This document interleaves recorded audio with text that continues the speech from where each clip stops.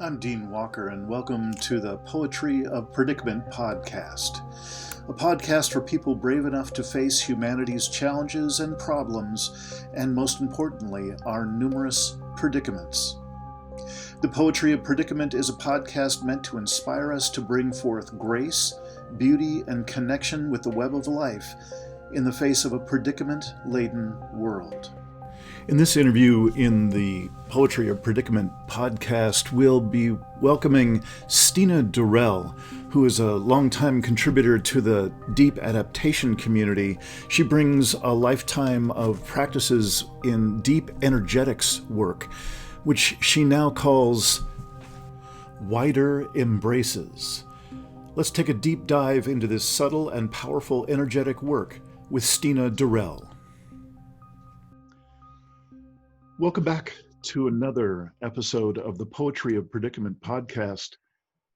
Here we are in the never-ending year of 2020, where each month is itself a year long. The year when it really appears that this will be one of those years when everyone will know where they were before and after the onset of coronavirus. And so probably enough said about that. We all know about Zoom, we all know about social distancing, and we also, especially if we're in the USA, we know what it's like to be in a completely insane nation, but that's an entirely different conversation for a different day. Today I'm able to connect with a couple of my compadres from the Jem Bendel's Deep Adaptation Forum, in which I'm a volunteer moderator for what's called the the Holistic Approaches and Guidance Group, which is a fancy way of saying the folks who find themselves being psychological counselors, psychiatrists, life coaches, facilitators, people who offer any sort of personal development work that is readily adapted to the deep adaptation world. That's the particular subgroup of the Deep Adaptation Forum that Jem Bendel created about a year ago, that I've been connected with really since just about the beginning. And it's how I've met these two people. We have Stina Deurell and Matthew Paynton. And Matthew and I have in fact been co-moderators in that subgroup for this past year. And been a real pleasure to continue to kind of prod one another into the next dimension of what is it to be offering services and practices and perhaps coaching or counseling to people who are themselves really coming to the awareness one way or another that we are truly in a troubled world. And to put that into the context of Jem Bendel's original paper, we are in the midst of collapse, societal collapse, and I would assert human-caused collapse of Earth and human systems. And with that idea at the center of the deep adaptation programs and organizations that have sprung up in Jem Bendel's wake, I've been particularly engaged with Matthew and a couple of other folks in continuing to have conversations about what is the growing edge of speaking about, of offering these services, these practices in human development in the face of what is arguably the most important conversation in the history of humanity. These are big issues. And the punchline of my 2017 book, The Impossible Conversation, is what got us here is that we've disconnected from every every primary source of meaning and relationship in a human life. Those, for ease of conversation, I call deeper self, other people, earth, and soul. And so the creation of this podcast and the entire body of work that I've created is to orient us toward what can we possibly do to reconnect ourselves. That seems to me to be the core work before any other efforts are made to fix things and so on, for those who are inclined to take the path of trying to fix things. And I'm so pleased to have Stina and Matthew here. We're here to speak with Stina about her body of work that she has created, her expression uh, addressing this massive need of bringing us back into connection with ourselves, with each other, with Earth, and so on. And I was really drawn to you, Stina, because, well, in a conversation with Matthew, he was sharing that he had been engaging with your work and was very excited about it. So I'm really looking forward to hearing from both of you. So what is this work, and then why, Matthew, you have as much of a pulse on what's current in the adaptation of work for deep adaptation use of anybody that I know.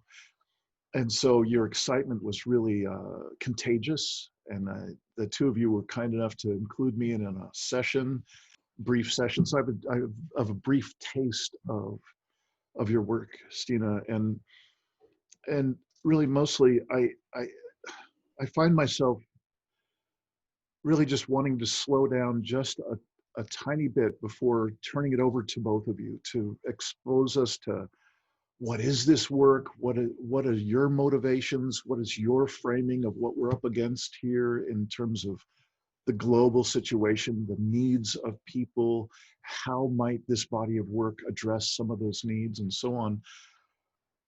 I would just like to slow down for a moment and acknowledge you both. In my experience, the world is still moving too fast, even though we've had the biggest slowdown, certainly in my lifetime, through the coronavirus inspired pause. But we still move so quickly, and we tend to exchange information in a very transactional way. And it tends to go right over the top of what is most important for each of us. Something I'm very clear about is that people don't get into the Deep Adaptation Forum and conversations by accident. So I'm assuming this with the two of you. And I just want to thank you for both of your work. And I'm just feeling moved today. This is no small thing.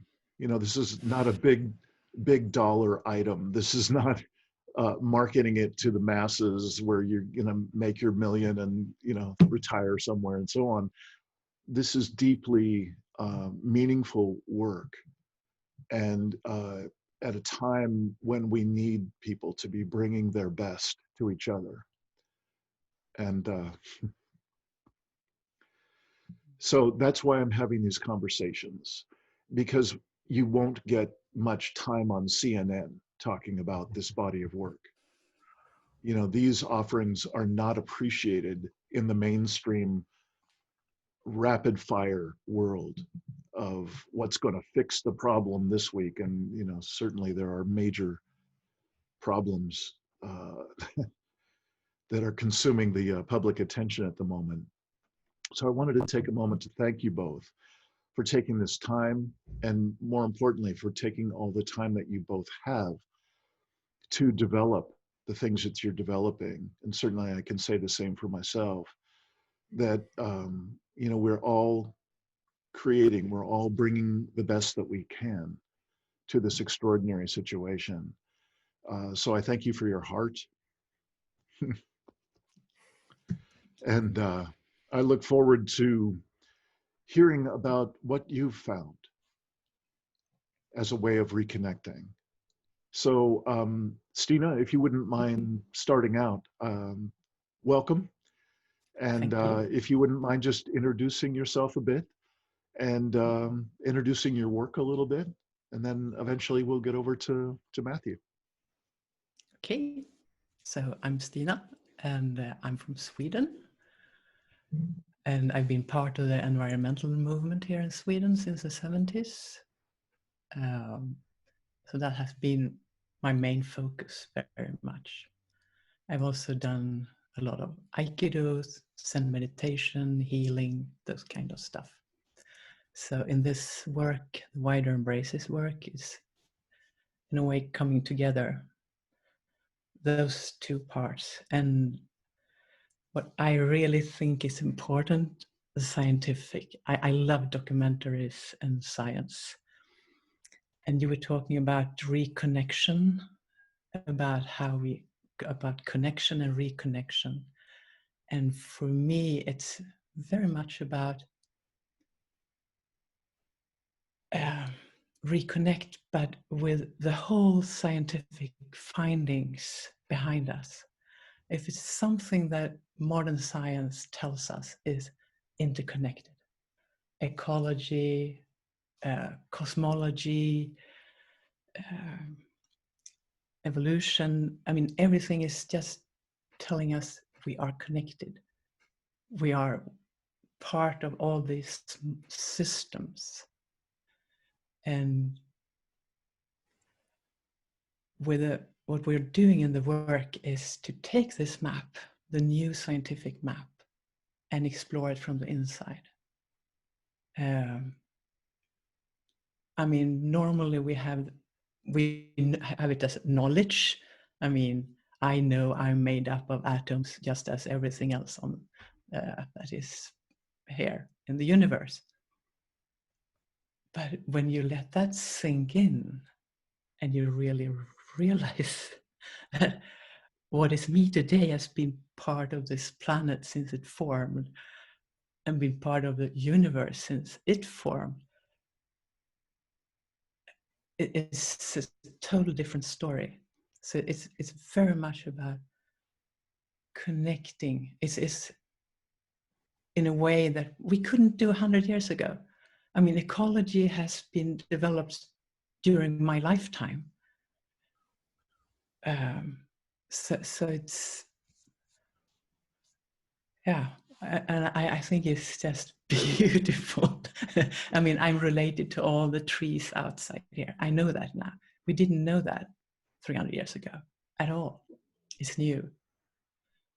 So we can do a really, really deep connection with what's here, what's actually here, and explore it. So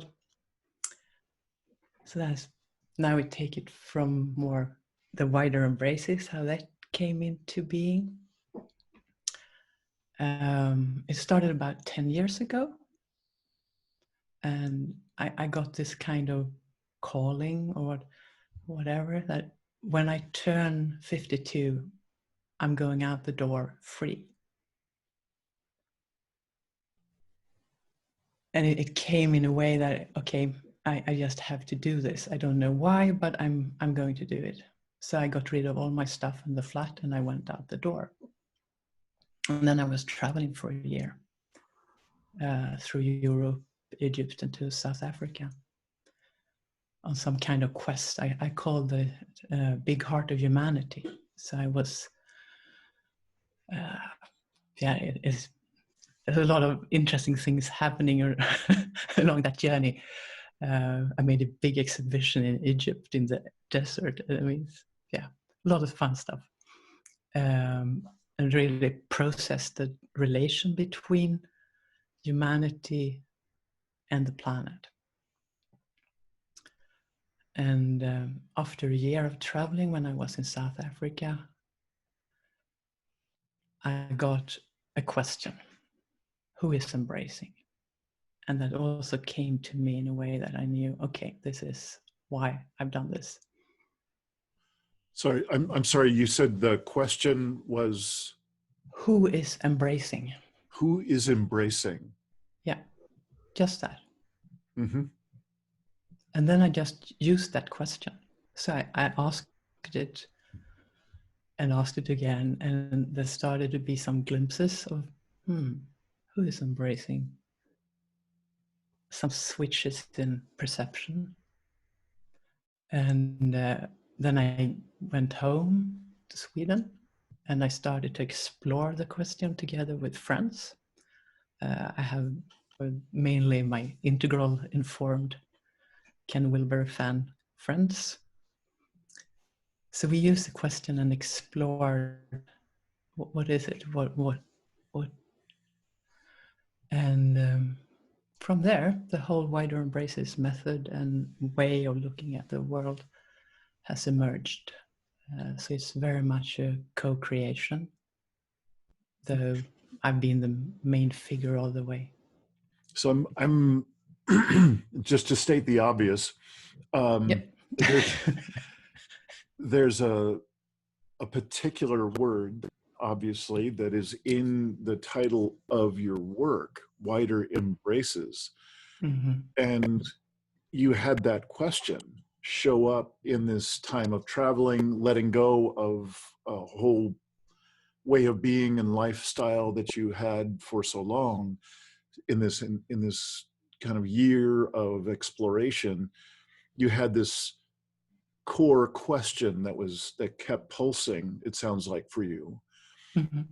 And could you say a bit, well, and just a bit more, clearly the integral Ken Wilber material is about ever expanding layers of human evolution and understanding, and each one that overlays the other includes all the attributes of the other, and it evolves in that inclusive way.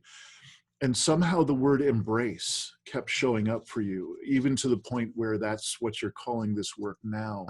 Can you say just a little bit about where embrace came from? I mean, it came from the question, but it's really, Matthew really likes that. Maybe you would like to say, I mean. Yeah, when I first started to sort of explore the method with Stina, previously I thought embrace it's like a touchy-feely word, but actually it's very technologically precise.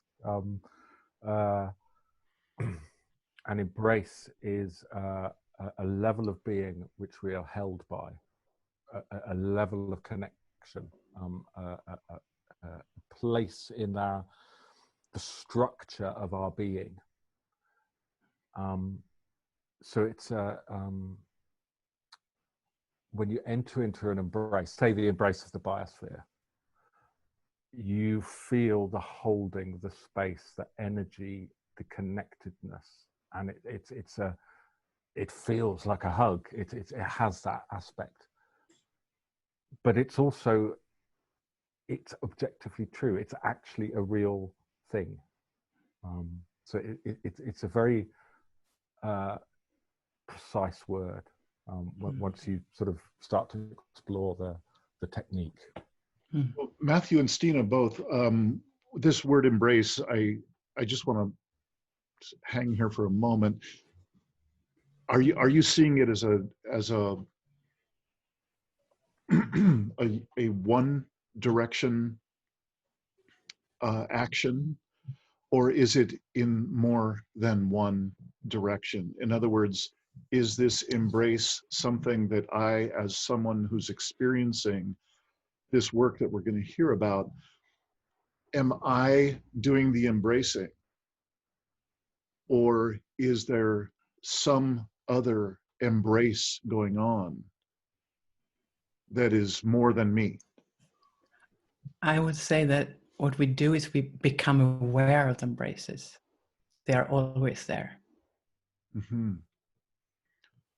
So we can create the foundation. I mean, the three of us have now created a group. So the embrace of the three of us is not here if we are not here. But the embrace of the biosphere, the embrace of my biological family, the embrace of Sweden, Europe, all mammals, galaxy, they are always there. So you can say that Holon is the most similar word. And you can see that an embrace has both this subtle quality, that you can feel it, a morphic field, or, I mean, there are many names for them. Mm-hmm. There is always some kind of boundaries. I mean, and they are like Russian dolls, sort of, or you can, many dolls in one doll. I mean, the embrace of humans and polar bears and foxes are all inside the embrace of mammals, or the biosphere, or the solar system, or further.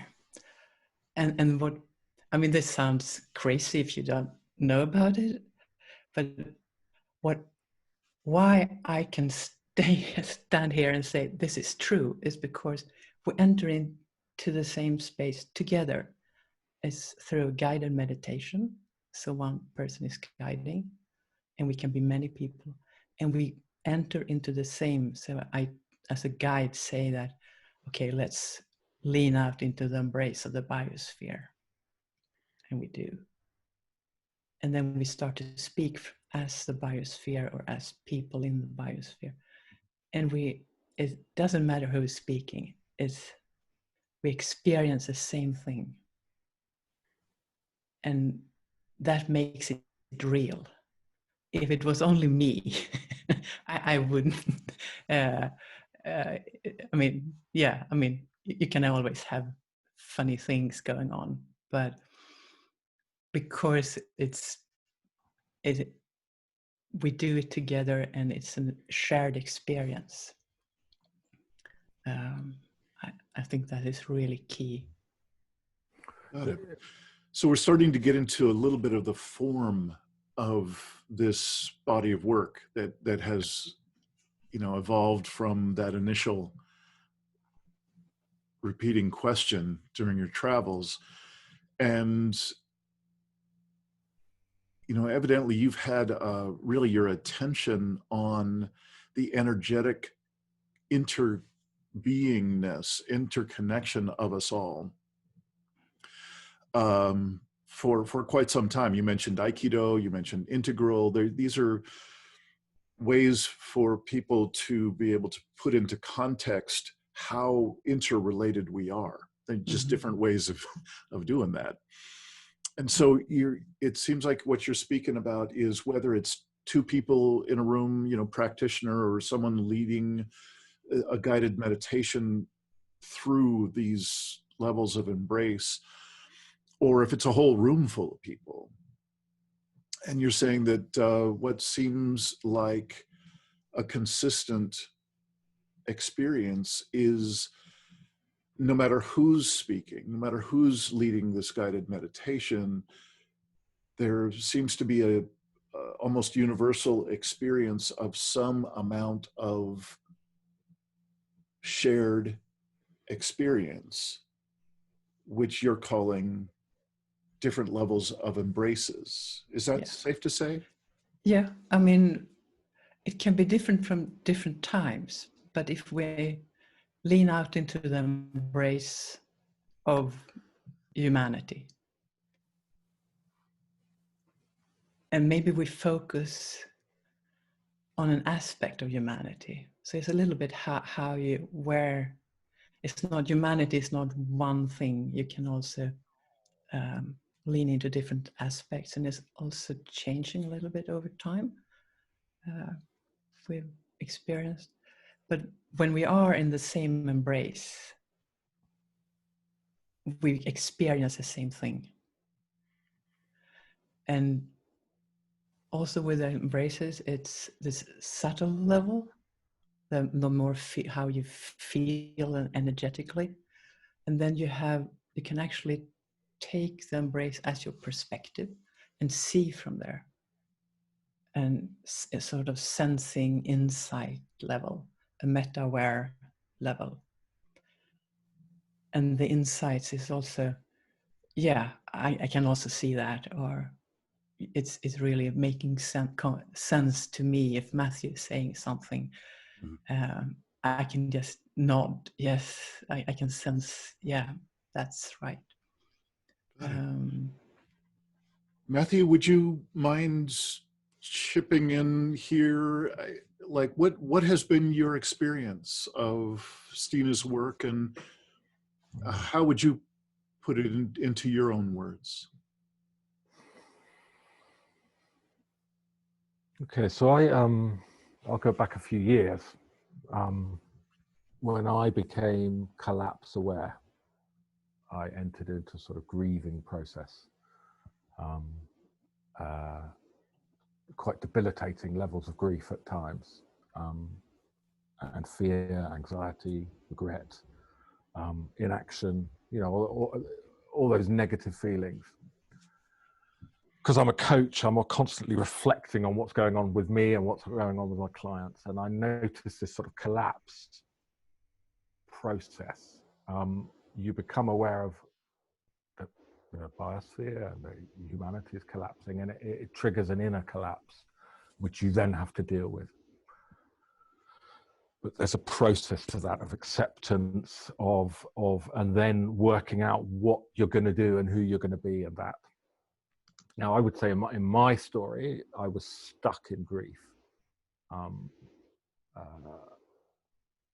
You know, I could think of places, you know, or things like the universe isn't broken, the earth isn't broken, but I wasn't connecting with those sort of realities. That was just notional. Then I got involved in deep adaptation, started thinking about how to coach people through this process, and I was working with Stina on another project, and I got interested in what the wider embraces is. So we dived in, we explored a few, and I immediately felt the benefit of it. And for me, it's this sort of scale of being that I can go to different parts of my larger being and explore reality from there and sense reality from there. And it's incredibly healing. It's I'm still grieving for the world, but I'm not stuck in grief now, because I can explore reality from other perspectives that aren't broken. So I can reflect upon which levels of my personal reality and the global reality are broken, but from other places. And that gives me a much bigger picture and much greater capacity to be present. So yeah, that's what it's done for me. And I'm still exploring it, you know, I'm still new to it, but it's an incredibly rich process and just innately healing and balancing, I'd say. Yeah, thank you for that. A word kept coming to me while you were speaking, Matthew, of something that I think all of us who are providing these practices, these services, and so on, are familiar with the term resourcing or resourced.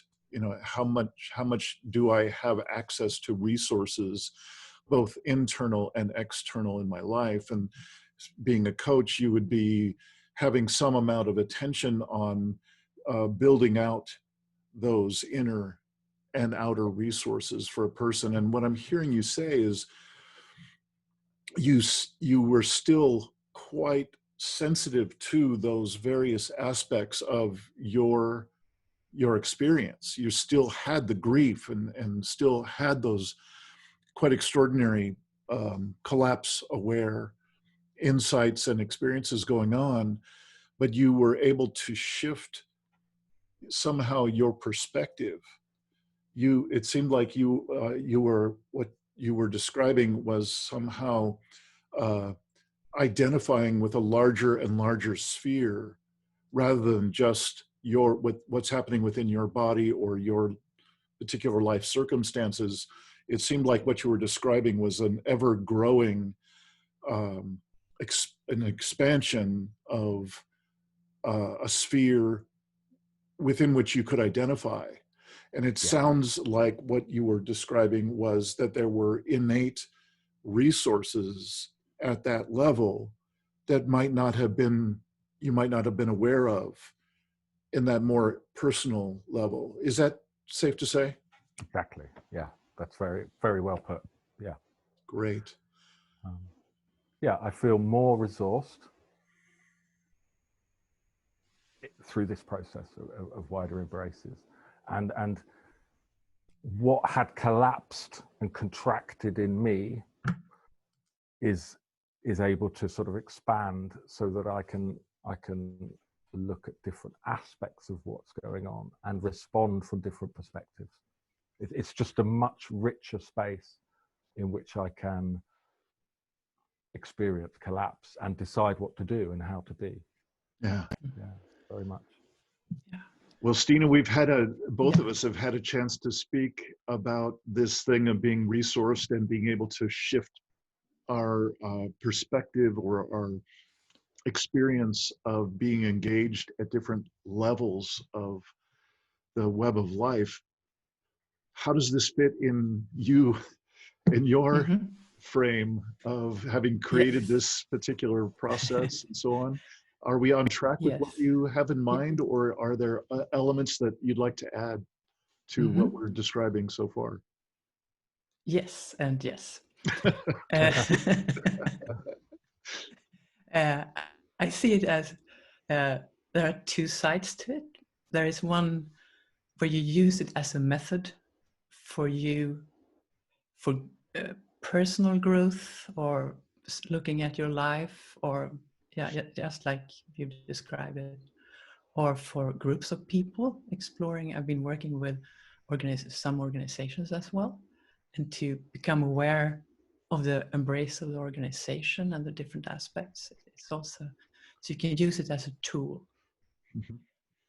Then for me, what's really, really important is, what I see, what we have to do, whatever the collapse will turn out, or in what way what is present right now will change. What we need to change is the relation between humanity and the biosphere. That is crucial, whatever happens. And I don't know what will happen. And for me, it's every time we move into this embraces and become aware of them, we also activate the subtle field and the meta-aware levels. And in ways, I don't know the impact. I can just say that I feel it has an impact, just to do it. And so transforming the way we, as humanity, see our role in the biosphere. This is, for me, that is the most important thing. That's what is driving me, is that change. And if whatever that will, I think, I'm really looking into a long-term perspective. After a mass extinction, it takes 5 to 30 million years before the biodiversity is up and running again. And maybe that's the next time a civilization will have a go. And maybe what we are doing now, just pushing something out into the whole sphere, will have an impact. I don't know. or it will be us in 200 years when we have sorted things out. I have no clue. But this is, if you want to live on the planet and you become this powerful and technological advanced civilization, you just have to figure it out. You have to get that you are part of the biosphere. And now we know it scientifically. We need to feel it, live it, be it. I mean, it's common sense. It's not, in a way, I mean, this is just, it's strange that we haven't done this yet. I mean, we have the knowledge, and we have all these traditions of so maybe that's the problem. And now I'm going to push the edges a little bit. We have been in the embraces. I mean, that's what all this meditation and healing, and our interpretation is, it's my inner, it's my inner space. And what we actually are tapping into is the whole outer space that we are part of. It's not everything inside me, it's outside. So science has given us a map so we can use to figure out not our inner, but how interconnected we are with everything. We are parts in systems. And that is a beautiful thing. And for me, the word alignment have become very real and alive. I think to find my place in the embraces, to align myself. And yeah, it's very much about alignment. Sliding into. Can you say just a little bit more, Stina, about alignment? I'm curious if I'm in this process, I mean, in the experience of these wider embraces, how might I discern this alignment, this experience of alignment that you're talking about, versus when that alignment is not present? Can you say some more about that? Yeah, I can. If I take the perspective as the embrace of me, of this single human being, so I'm not this me looking out my eyes, I'm the embrace of me. Then I can hold all my parts, all my cells, organs, and just let them, just as the embrace leans slightly inwards, and feel how all my cells are aligned. So it's what you do when you work with healing, but this is from a slightly different perspective. And you can really feel it.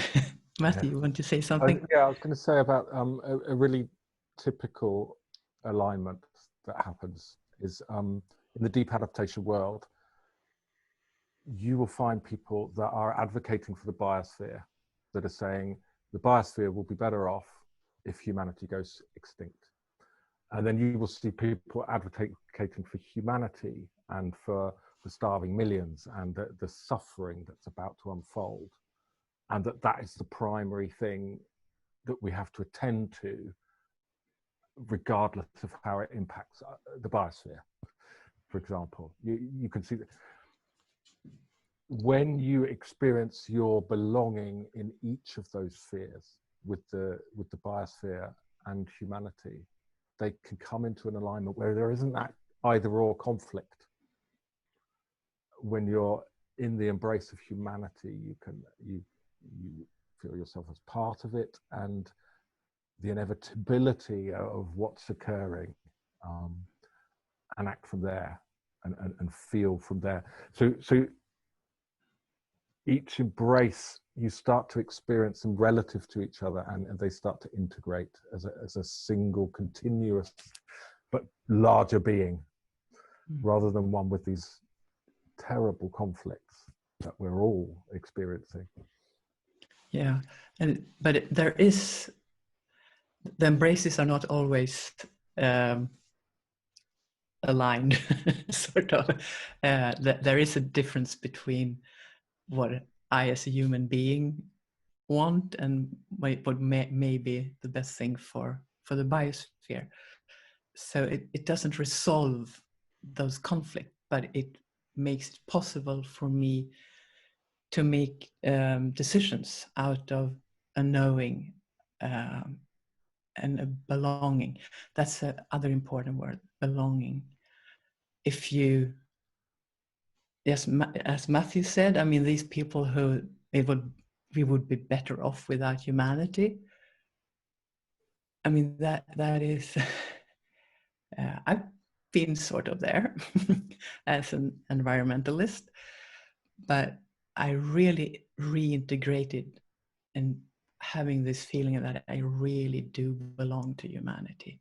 And I think that is really important. If I'm going to change something, I need to belong. I need to own it. I need to be a part of it. I can't do it from the outside. Okay, I can do a lot of things from the outside, but this is from the inside. You feel that you belong, and then you can align. And the belonging is a beautiful, I mean, it's also, I mean, it's a nice process, and unconditional belonging is really healing. And so it's, yeah. Would it be helpful to describe a typical session and how it's structured and how it's guided? Sure. Yes. Okay. Do you want to? Shall I? Yes. Yeah. So one person is guiding, or if we are more guys, we can also take turns. So we always start with the universe, the physical universe, and become aware how we are parts of it. And then we become aware of the embrace of the universe, and we just rest in it. So it's an integration. And we become aware that we are part of the biosphere and the embrace of the biosphere, and we rest in that, integrating. Become aware of humanity, that we are part of it, the cultural aspects of humanity, and we rest in it. And then we take the embrace of ourselves, and we integrate all these levels of me in the embrace of this single human being. And then we go into the embrace of the group, and that's really, then we take the first collective perspectives. So you actually become aware as the embrace of the group. And you, as the embrace of the group, I hold all my parts unconditionally. And then I can flip between the perspective being me inside the embrace of the group, or being the embrace of the group. And yeah, it's this transpersonal space. So I'm not there with the other participants. It's me and the embrace of the group. And Matthew, if you have something more to add there. Yeah, it's a very intimate space to know that you're in an embrace with other people on a call, in a Zoom room or whatever, or it's very intimate. And for me, it's like exercising a muscle and it's this sort of aspect of development that humanity really needs. We've been hyper individualized and individuated. That's one of the core problems of our collapsing culture. This is almost like a gymnasium of connection and collaboration and co-being, and it's where you actually can explore co-space, conscious co-space, and yeah, it's just it's interesting, dynamic, intimate, and very conscious. Yeah, it's surprising every time I go there how interesting it is. Yeah. Yeah.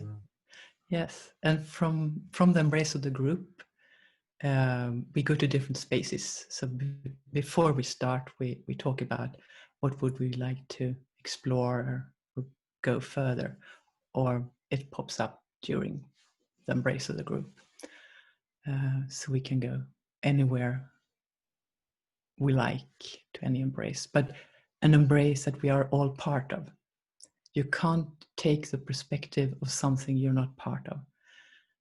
You can think of it as a holographic system, a hologram where all parts have a little bit of the whole, just in a lower resolution. So you have to have that little, be part of it to be able to take the perspective. And that's one of the things. And then there is other, that I don't have access to the parts. So in the embrace of the group, I can't access the other person's internal. I can only access the embrace of the group or the universe or anything in between. So the integrity of the participants is always there. So at that point, we're it's fun. Usually it's fun and it's generating insight, and we decide to go to the embrace of Europe, or the embrace of the biosphere, or the embrace of the galaxy. They all have their own energy density and feeling and different kinds of insight. The human ones are much busier than most other. There's a lot more insight generated and a lot more conversation whilst we're in that embrace. But yeah, they all have a very different feel.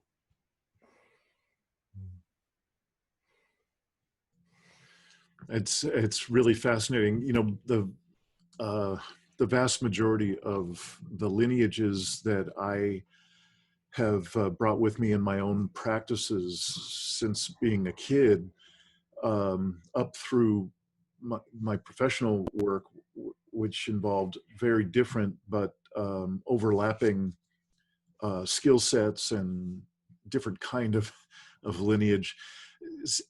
Many of the terms that you both are using are extremely familiar, in that many of these earlier lineages of practices we're energetics, we're even some of them shamanic, and that's part of the core lexicon, is how to deploy our attention and our presence in such a way that our perspective and our experience of life itself shifts almost instantly. And both of you have been talking about these shifts of perspective, and you're speaking about them like they happen virtually immediately in this quiet space that you're sharing.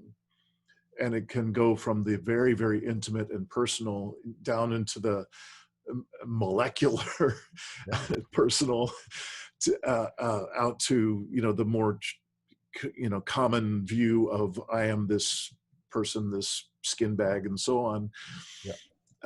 to then being able to expand out, even in a virtual space, even in this that we're sharing right now to make this recording, that there's a way to be able to expand that awareness and expand that presence and expand that energetic reality in such a way that you can discern whether you're experiencing a sense of alignment within it. These are remarkable distinctions for most of us not being aware of energy at all. Even what we've covered just in this, this, I don't know, 45 minutes or whatever we've been talking, you're really mapping out extraordinary territory that for the average person is unknown. This is science fiction. This is like, what are you talking about? How can I actually be attentive to elements that are so far beyond the border of my skin, the border of my usual way of identifying myself, and the way that I identify with others from whom I am separate? And you're implying these almost immediate shifts to include that you're calling an embrace, an expansion of an embrace in presence and in the deployment of my attention, that I could actually feel a co-beingness with people. So there's something far more than just flat images on a screen and I'm on a Zoom call. It's so much richer than that.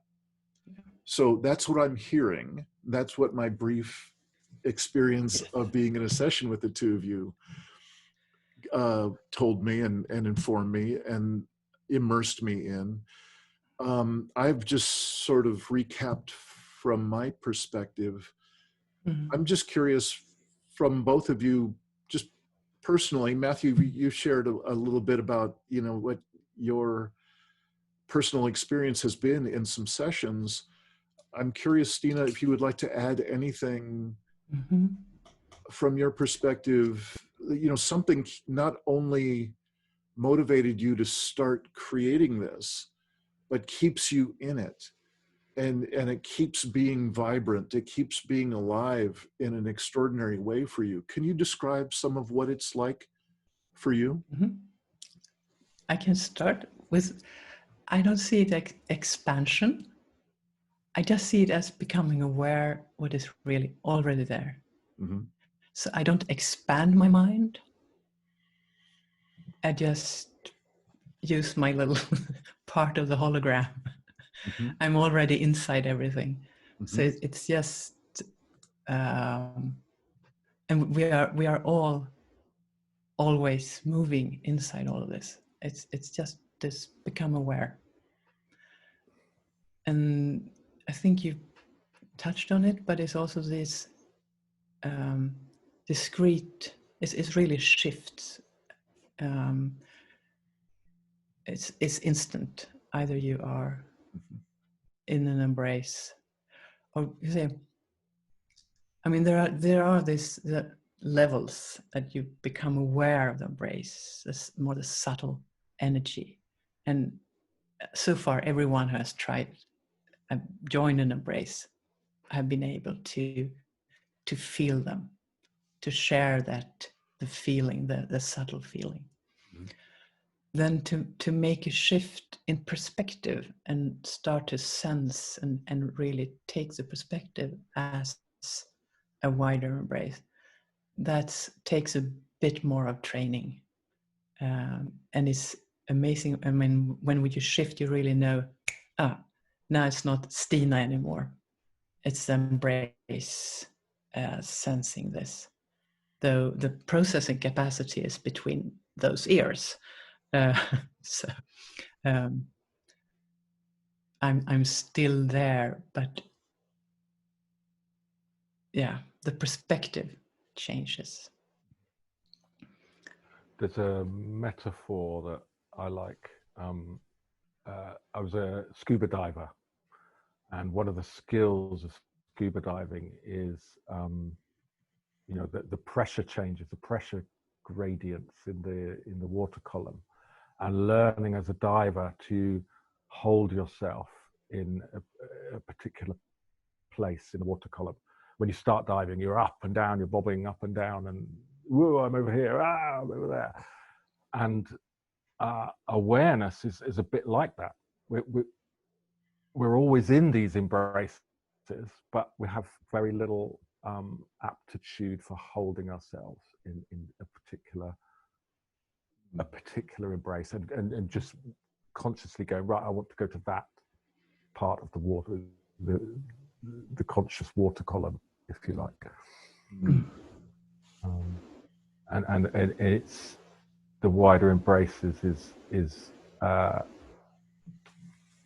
exercising, so developing that capacity to place yourself consciously in a different embrace or a different aspect of being.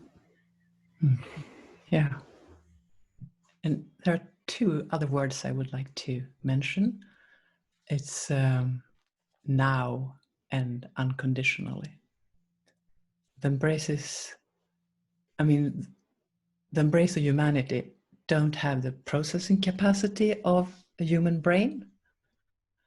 It is just now present. It's we don't really know, but it's more than now. It's really how it is now. And as an embrace of humanity it's an unconditional embrace. As an embrace of humanity, I can't say, I don't like Matthew. He's not inside me. It is, you belong unconditionally. And that is also a quality that is healing in itself. To know that I belong here unconditionally. And now. Mm-hmm. In the now. And what I hear you saying is that there seems to be a consistent experience for people who take part in your work, that they share this experience of releasing what might be an automatic or a default judgment or separation, at the different ways that we distance ourselves from other people in our lives.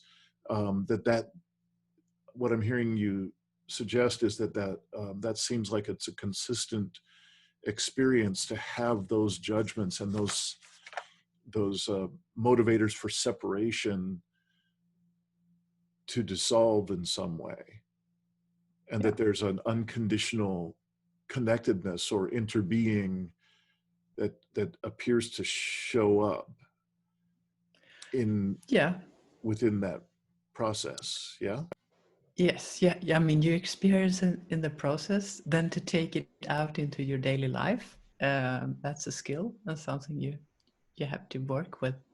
It's not automatic, but it has definitely changed me. But it's not, now I experience the embrace of the biosphere, now I start to act in a total different way. There is unfortunately, there is a perspective blindness that I call it. And that is when I am the personal me that is speaking right now, I can't at the same time take the perspective as humanity, biosphere, or whatever. You can only have one perspective at a time. So you need to learn to shift, and then the one deciding, it's me. And the one trying to get it together. So you can't, Yeah. It's amazing. I mean, I have to tell myself, Stina, now it's time to take a wider perspective and lean out. And a lot of the time, this person say, "Oh, not now. I can do something. Some ice cream instead." I mean, it's just, so yeah. And I guess that's the same. All traditions and everyone who's trying to change themselves are struggling with the same thing. It's not a snap. It's a snap to take the perspective, but then it's a snap back. Mm-hmm. Yeah. I got it. Well, I'm curious. You know, it's an important part of these conversations that I want to make them as accessible to people as possible, and these are meant to be put out like a menu for people to see that if there's something that attracts them in their own process, in their own path, how can they connect with this? How can they find out more? And I'm curious, is this something, this experience of wider embraces, how can a person experience this with you, Stina? They can join. Yeah. Yes, I have. You just send me an email and you will be invited to sessions. Ah, Yep. well, that's and you can read easy enough. much more on the website. So yeah, wideembraces.org. Yeah. Well, I'll be sure to include all that information in the show notes as well. Can you share with us any sense of have there been pockets of the deep adaptation community that have experienced your work? Have you offered this to people in your own community, in your own area? I'm just curious who's reached out to connect with you about this work. It was 8 years ago this Monday when the question came to me, and it has been 8 years of development, research, figuring it out, figuring the theory out, figuring out what works, what doesn't, the method, everything. And right now it's really and it has been a work with my friends. I both locally here and where I live, and with Swedish people or people from other places on the. So it's been a closed group or different closed groups so far, and now it's really in the process of becoming more going open and inviting more people. And now Matthew is learning to guide as well, so it's not only me, so that's really great. Yeah. And we're having this podcast with you, and people can hear about it. That's beautiful. Yeah.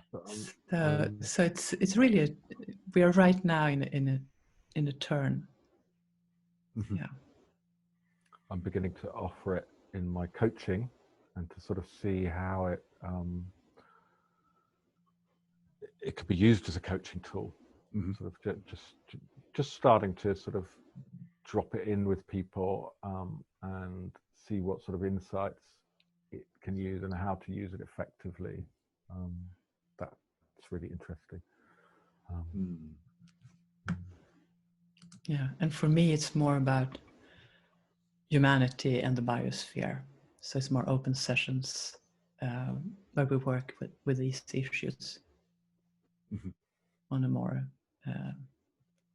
free basis. Yeah. Well, I'm very excited. It's rare that I get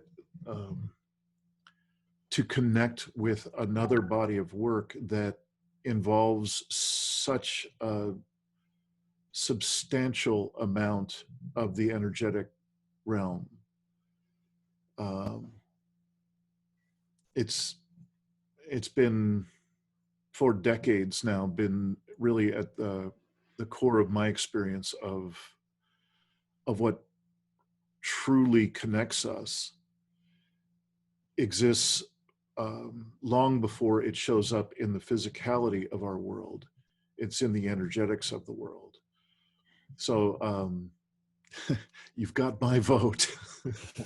I'm very excited about this work and really look forward to putting this podcast out and getting the word out, and continuing to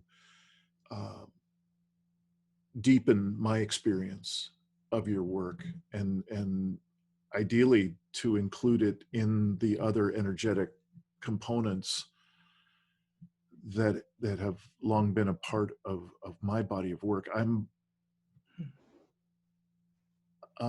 encouraged, which I don't use those words much anymore. Because in the physicality, in the modalities that we call normal in our world, like we're going to solve these problems, or we're going to have a Green New Deal, or anything that's in the realm of the business as usual world, has basically less than nothing to do with the energetics of the world. And so there's no hope for me there. There's no encouragement for me there. I'm a downer at parties when all we're going to talk about is that aspect of humanity's expression on the planet. Start to talk about these energetic aspects of life on Earth, you got my attention. So I'm really very appreciative of both of you for coming to describe your experience of this work, how it came about, how it's now available to others. I'm curious, perhaps starting with you, Matthew, and then perhaps Stina, you could do the last word. I'm wondering if just kind of your heart out to the people who are watching, if you have any closing message about what we're really talking about here, and if there's anything that you would like to share from your experience of what we're actually talking about here. I hope that's not too vague, but I'm really inviting you to just speak from the part of you that is so enlivened by what you've been describing and what you've been sharing with us, and speaking to the part of so many of us that don't have that sense of interconnectedness, of interbeing, and of that facility of being able to shift both presence and attention at an extraordinary level. I'm just curious if there's anything you'd like to just finish up by sharing how this lives for you and how it's alive for you. Wow. I think it takes courage and heart to be present in this current moment. There's every reason to go unconscious, to defer, delay, avoid, distract, self-medicate. And this thing that is ending, whatever it is there's going to be a lot of suffering in it for many beings. But there are places, there are perspectives and places we can go in our awareness that are not broken. And that's what this work, that's the gift that Stina's work has given me, that I can now really access those non-broken places, which resource me to be present in the broken place. Mm. Beautiful. Thank you. Yeah. I mean, I agree with Matthew on a personal level. Definitely. And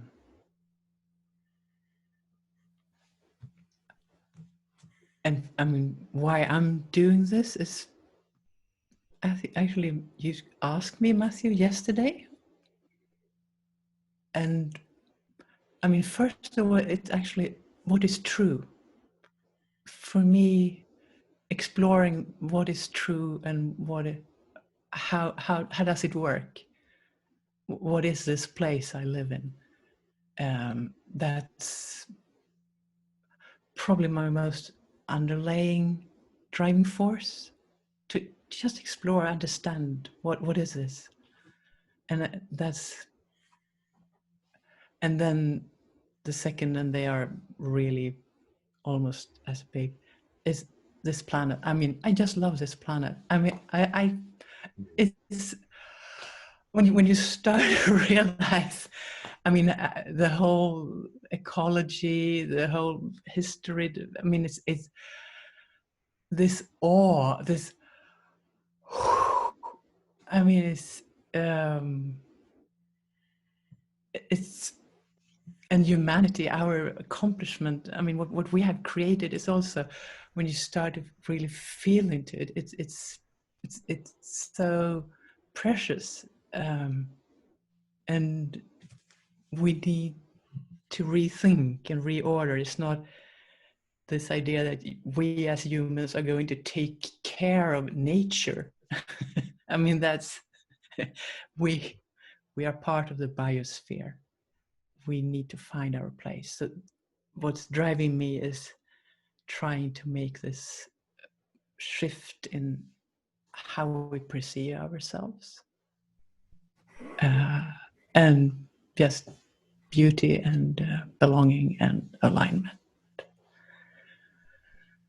Yes. Did I answer the question? And some. Yes. Okay. I almost forgot what you asked for. You both are an absolute delight. I am looped back through both of your heartful, generous sharing here in this last piece in particular. I'm again moved by the work that you're both choosing to do, the path of living that got you to this place, where you bring the level of expertise, the level of wisdom, the level of learning in the school of hard knocks that we all gather on our way to here. And I'm so glad that you both are choosing the paths that you're choosing.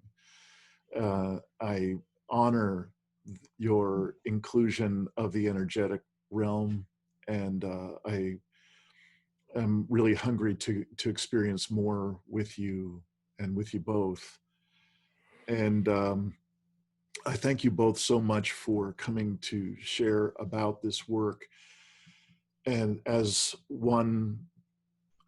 another just potent piece that can be added to this figurative toolbox that I am gathering, not only for my own practices, completely selfishly, but also for the people that I work with, for them to be able to choose from a rich array of choices that each person will find the aspects and the methodologies that work for them.